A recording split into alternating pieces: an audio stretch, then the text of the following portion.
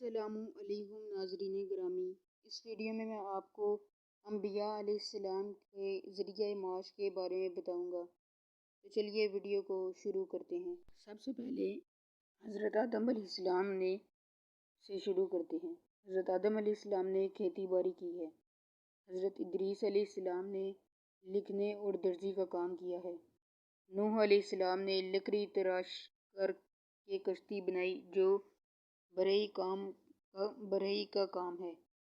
حضرت ہود علیہ السلام تجارت کرتے تھے۔ حضرت صالح علیہ السلام بھی تجارت کرتے تھے۔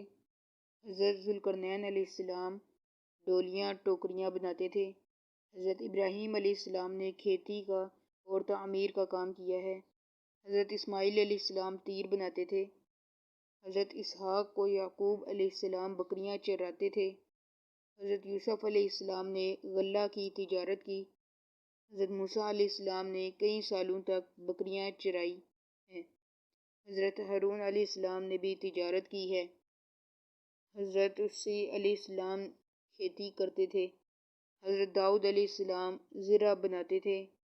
حضرت لقمان علیہ السلام نے بکریاں چرائی تھی۔ حضرت سلیمان علیہ السلام زنبیل بنتے تھے۔ حضرت زکریا علیہ السلام برہی کا کام کرتے تھے۔